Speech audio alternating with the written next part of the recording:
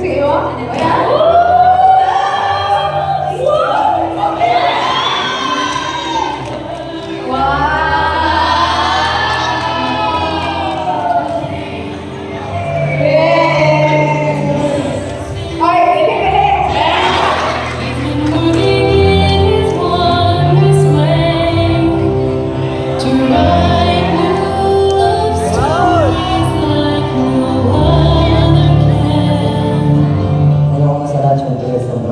Masaya dahil pinaraw ng Panginoon, hindi na ako sa moment na alam niyo yung kalooban ng Panginoon na hinihintay ko as a young man. Nag-pray ako sa Panginoon na maghanap ka na mapapangasawa. And I believe dahil sa work ng Panginoon, He has made a good and perfect end. Thankful lang din, sobrang thankful ako sa buhay ko ngayon. And it's only by the grace of God. It had not been ng grace ng Panginoon. Hindi ito mangyayari. We will lift our hearts in praise. Brother Mark and Sister Prisha will also vow that they shall maintain their love for Jesus Christ above all, and that their union shall have its full and primary objective, that is to love and honor to Christ and serve to Him and to His church.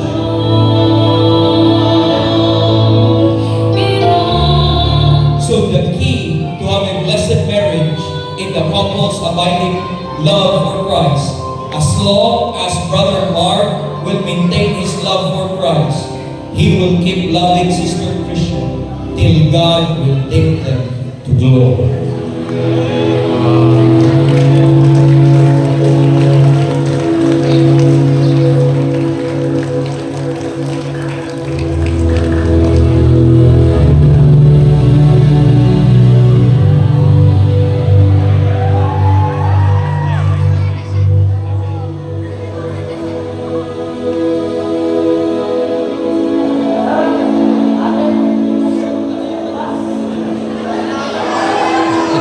Thank you that I have a godly mother, godly father. Yan lang yung riches ko in this world.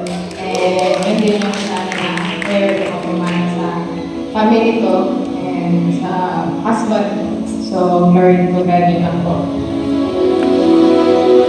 Thank Him na nag-trust lang din siya sa Panginoon. And yan yung gratefulness.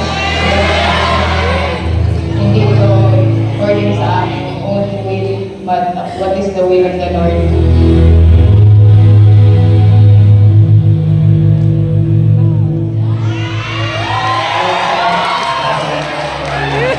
Bro, si Jopi yun. Liwat kay Jopi. I never expected naman talaga kasi bigay ng Panginoon. Alam ko, may pinagay ng Panginoon sa akin, ikaw po yun.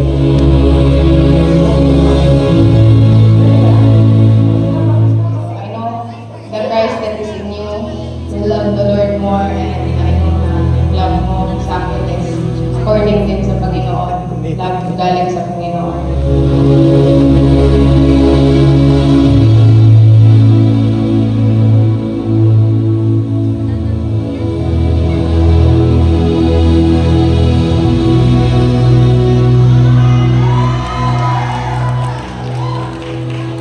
I vow that our home shall be a pattern of good works, and that no place for deception and deceivers, but in honesty in the sight of my God, my husband, and my children.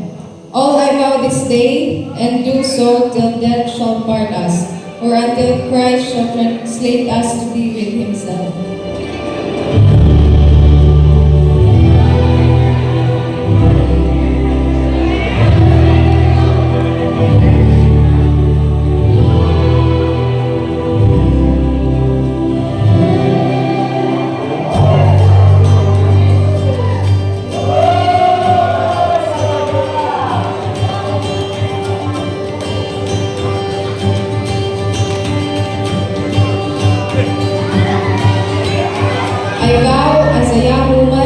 to be sober, to love you, my husband, and to love any children with whom God may be pleased to bless our home.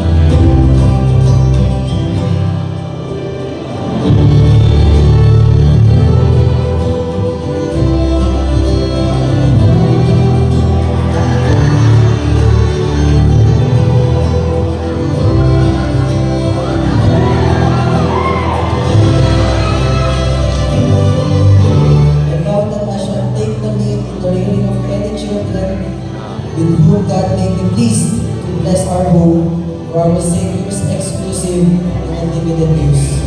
For children are an heritage of the Lord, and the fruit of the womb is His reward. All I vow this day, I do so till death shall part us, or until Christ shall translate us to be with Himself.